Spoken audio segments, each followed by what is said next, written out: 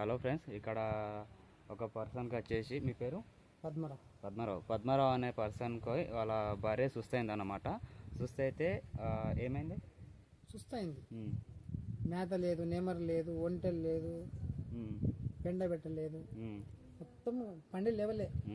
లేపి అనామజ్వరంతో లేవాలి, సోలగాలి. అంత 8 మంది డాక్టర్లు వచ్చినా కానీ దొరకలేదు రోగం దాన్ని. అయితే చివరికి ఏం చేశారు? చివరికి లాస్ట్కు వీడికి వచ్చిన లక్షణాలు వీడికి రాగానే ఇక స్వామి దగ్గరికి పోదామని డైరెక్ట్ ఇటుకి వచ్చింది. అంతమంది డాక్టర్లు వచ్చినా కానీ వేస్ట్ అయింది. 1,10,000 బర్రె అది. కానీ ఏం అంత దొరకలేదు. లాస్ట్కు స్వామి దగ్గరికి వస్తే పుణ్యం కట్టుకుంది. 1,10,000 బర్రె గుంపాలు అయిపోయేది. ఇప్పుడు దేవుని పుణ్యాన మంచిగా వీడికి వచ్చిన నుంచి జరంత నెమరు పెడుతుంది, జంత మేత మేస్తుంది, లీటర్ పాలిస్తుంది. మొత్తానికి పాలు కూడా ఎండిపోయింది. ఇంత పొదుగున్న బర్రె ఇప్పుడు పాలిస్తుంది. వీడికి వచ్చిన నుంచి పాలిస్తుంది బర్రె. ఎన్ని రోజులు అవుతుంది జరిగి? అదే వారం రోజులు అయింది. వారం రోజులు అవుతుంది. ఇప్పుడు ఇవాళ శనివారమా?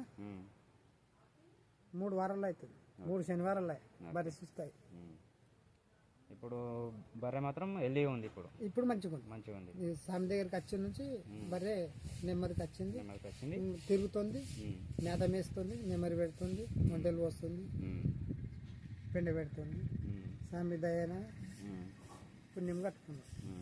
చచ్చిపోయే బర్రెని డాక్టర్లు అంతా తాలించుకున్నారు. 8 మంది డాక్టర్లు తాలించుకున్నారు. ఏం చేయలేం బాబు నువ్వు అన్నారు. స్వామి దగ్గరికి వచ్చేపడితే బర్రె గడికెక్కి. స్వామి ఇట్లా ఈ పరిస్థితిలో ఒక జీవిని కాపాడింది కదా, ఇతరులు కూడా చెప్పచ్చా? మనం చెప్పచ్చా? చెప్పచ్చు. ఈ అడ్రస్ ఎక్కడ? పొడిచనపల్లి.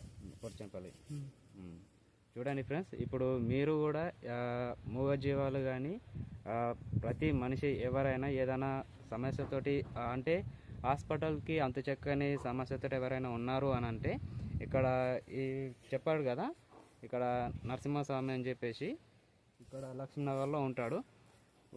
ప్రతి ఒక్కరు ఇక్కడికి వచ్చి మీ సమస్య ఏదైతే ఉందో స్వామికి చెప్తే మీ ప్రాబ్లం అనేది క్యూర్ అయ్యే అవకాశాలు ఇక్కడ చాలా ఉన్నాయి.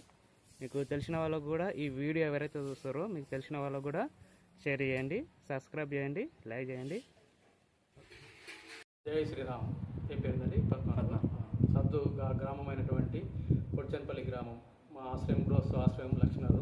సద్దు గ్రామం పొడిచనపల్లి గ్రామం. పద్మారావు అనే ఆయన బర్రె సుస్తైందని చెప్పేసి డాక్టర్లు ఎంతమంది వచ్చినా అంతుపట్టలేదు స్వామి అని చెప్పేసి అట్లా తెలుసుకొని మా గృహస్థ ఆశ్రయం లక్ష్మీనగర్ గారికి స్వామి దగ్గరికి వచ్చినట్టు నా దగ్గరికి వస్తే నా సిద్ధి బలంతో నేను యోగా దృష్టితో చూస్తే బర్రెను అది అవుట్ ఆఫ్ కండిషన్లోనే ఉండి నాకు కనిపిస్తుంది. యోగ దృష్టితో చూస్తే మాత్రం స్వామివారి సంకల్పం పెట్టేసేసి తిన దగ్గర తిని భిన్నమైపోతుంది, తిని లాస్ అయిపోతాడు అని చెప్పేసి మళ్ళీ స్వామికి చెప్పేసి తను స్వస్థత చేకూర్చాల స్వామి అని చెప్పేసి స్వామికి చెప్పుకొని తనకు నేను నీళ్ళు ఇవ్వడం వల్ల తను తీసుకుపోయి నీళ్ళు తాపడం వల్ల తన బర్రె మళ్ళీ మంచిగా అయింది స్వామి అని చెప్పేసి 3 రోజుల్లోనే వచ్చి మళ్ళీ తిరిగి నాకు కాన్సల్ట్ చెప్పడం జరిగింది.